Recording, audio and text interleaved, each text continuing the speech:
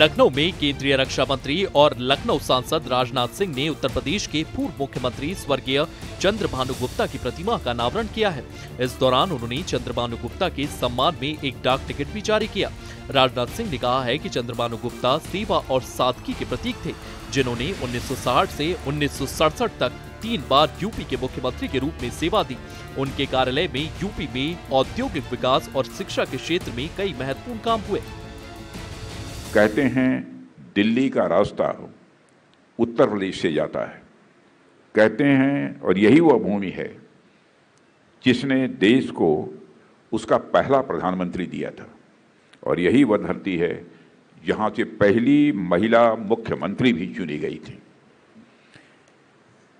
साथियों, यह राज्य भारत की राजनीति की दिशा तय करता है, और यहाँ के लोगों ने, यहाँ जन्मे आंदोलनों ने और नेताओं ने न केवल राज्य को बल्कि पूरे देश को एक नई दिशा दी है। जब भी हम उत्तर प्रदेश के गौरवशाली अतीत की चर्चा करते हैं तो चंद्रभानु गुप्ता जी का नाम स्वाभाविक रूप से बहुत ही प्रमुखता के साथ सामने आता है। साथियों, आज का यह अवसर मैं मानता हूं केवल एक डाक टिकट के विमोचन का कार्यक्रम नहीं है, बल्कि यह देश के और उत्तर प्रदेश के एक ऐसे राजनेता को सच्ची श्रद्धांजलि है जिसने अपने जीवन को राजनीति के उच्चतम आदर्शों के लिए समर्पित कर दिया। आप जानते हैं, जब हमारा देश आज़ाद हुआ और संविधान लागू हुआ और आधुनिक लोकतंत्र की नींव पड़ी, उस समय हमारा देश कई बड़ी बड़ी समस्याओं से जूझ रहा था। उस समय शासन और प्रशासन की चुनौतियां और जिम्मेदारियां भी बहुत बड़ी थीं। उस समय के नेताओं ने न सिर्फ शासन चलाया, बल्कि शासन व्यवस्था को व्यवस्थित और स्थापित भी उन्हें करना था। उनके समक्ष एक बहुत बड़ी जिम्मेदारी थी। ऐसे चुनौतीपूर्ण समय में चंद्रभानु जी गुप्ता ने उत्तर प्रदेश के पहले 2 मुख्यमंत्रियों पंडित गोविंद बल्लभ जी पंत और डॉक्टर संपूर्णानंद जी के कैबिनेट में उन्होंने कार्य किया। वे स्वयं भी 4 बार मुख्यमंत्री रहे।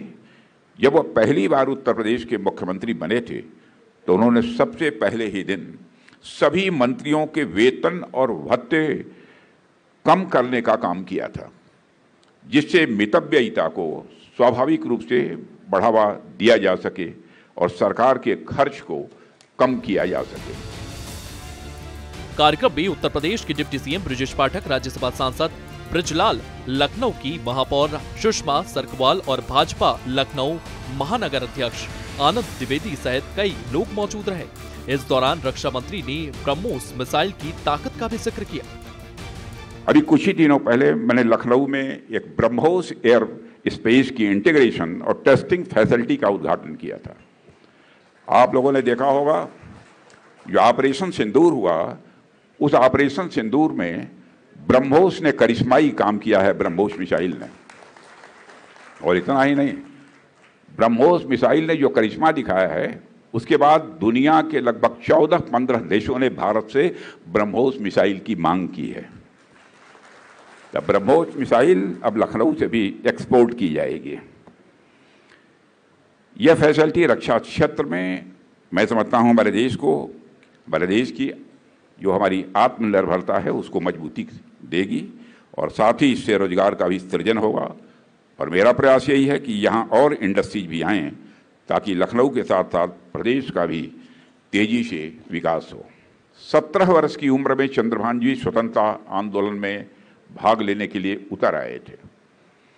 उन्होंने रोलेट एक्ट के खिलाफ प्रदर्शन में भी हिस्सा लिया था। चंद्रभानु जी साइमन कमीशन के विरोध में भी खड़े हुए थे।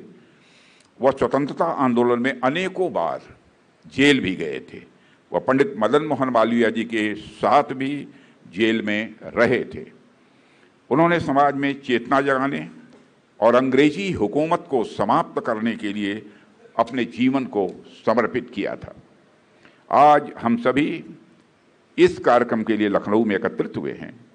चंद्रभानु गुप्ता जी ने लखनऊ विश्वविद्यालय से ही वकालत की पढ़ाई की थी, जैसा वाजपेयी जी ने बताया, और हम सभी जानते हैं कि लखनऊ भारत की आज़ादी के आंदोलन का एक प्रमुख केंद्र प्रारंभ से ही रहा है।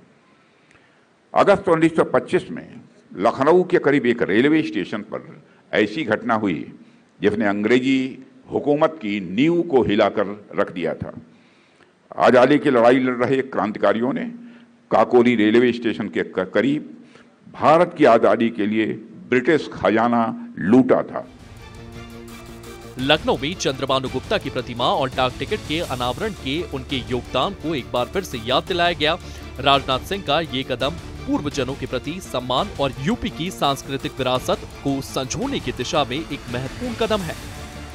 ब्यूरो रिपोर्ट, सूर्य समाचार।